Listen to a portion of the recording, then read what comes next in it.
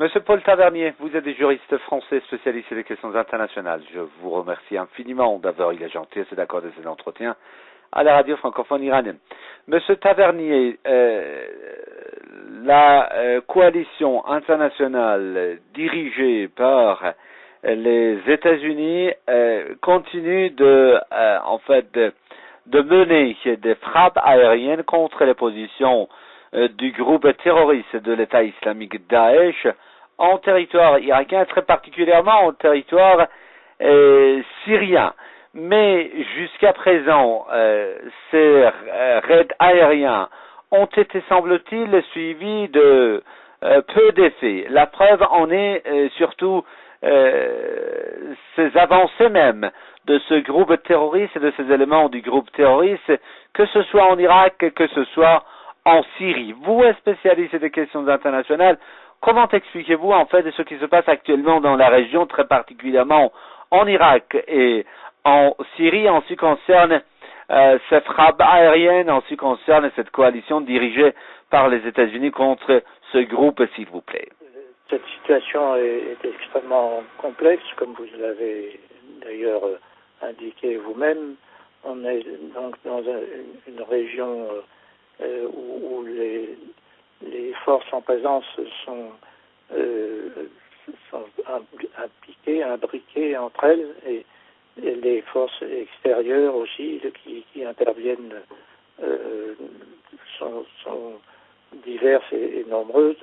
Bon, il y a la coalition, mais il y a d'autres éléments. Coalition qui est donc elle-même très hétéroclite. Donc la politique de chacun des États mène sa politique au sein de cette coalition. L'attitude de la Turquie, par exemple, est assez éclairante à cet égard. Donc les effets, vous avez parlé des effets des bombardements aériens qui semblent limités. En fait, il est assez difficile de se faire une idée précise de la situation sur le terrain. Et donc, le Daesh semblait conquérir du terrain de plus en plus, mais depuis quelques jours, mais est-ce que ce n'est pas une question de propagande? Apparemment, donc, les Kurdes, à Kobané notamment, reprendraient de la vigueur et donc contrôleraient une plus grande partie de la ville.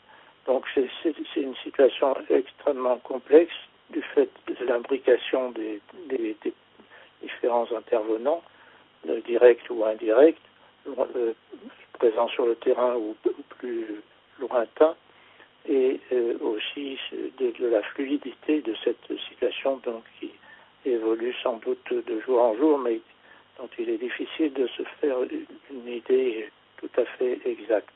Voilà, donc on peut dire de loin, donc un observateur qui n'a pas d'éléments particuliers d'information.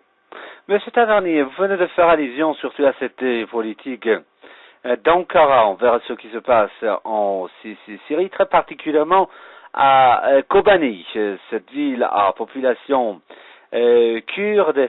En fait, les autorités turques ont fait la sourde oreille aux appels en fait des États-Unis et des autres pays d'ouvrir leurs frontières pour permettre en fait de venir en aide à ces habitants de cette ville à population de Kurdes assiégés par ce groupe terroriste. Ensuite, un jour, le président turc Recep Tayyip Erdogan critique l'Iran pour sa politique vis-à-vis de la Syrie. L'autre jour, Recep Tayyip Erdogan critique les États-Unis d'avoir largué des munitions, des armes aux forces kurdes qui sont présentes sur le terrain pour défendre la ville face à cette offensive.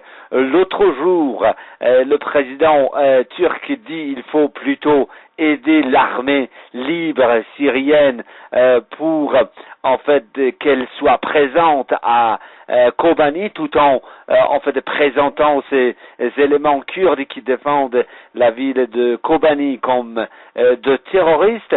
Monsieur Tavarni, on a l'impression que pour le moment, le gouvernement turc ne sait pas à quel sein se vouer en ce qui concerne sa politique en fait envers la Syrie. L'analyse est parfaitement exacte.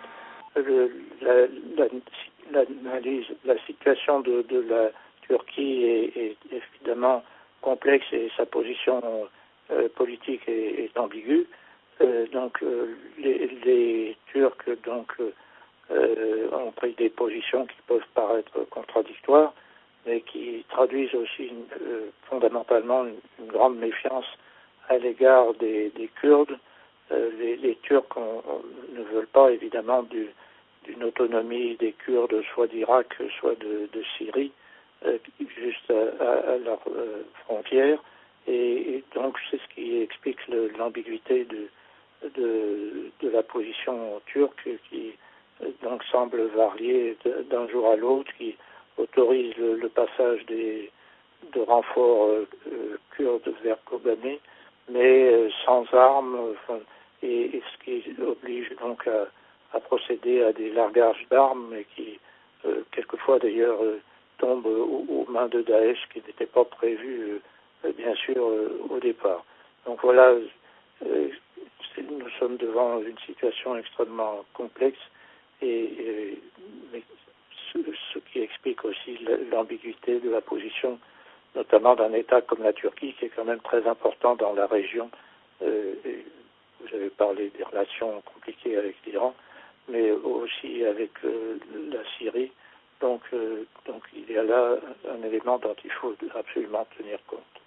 Monsieur Tavarni, une dernière question sur ce sujet. Comment expliquez-vous le refus de Paris de participer à ces raids aériens contre les positions de ce groupe en territoire syrien? Paris, en fait, la France participe à des raids contre les positions de ce groupe terroriste en territoire irakien, mais elle refuse de participer de mener des raids en territoire syrien contre ce groupe. Pourquoi un tel refus, d'après vous?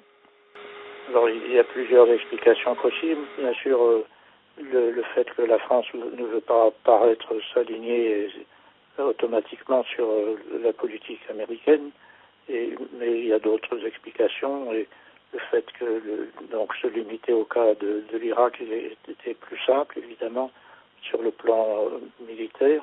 Et puis aussi, il y a peut-être une explication un peu historique, c'est-à-dire que, mais de l'histoire toute récente, la France avait proposé une réaction collective contre la Syrie, mais à ce moment-là, elle s'était opposée non seulement au veto de la Russie et de la Chine au Conseil de sécurité, mais aussi à l'opposition américaine. Donc peut-être qu'il y a un certain ressentiment sur le plan politique de la part de la France à cet égard.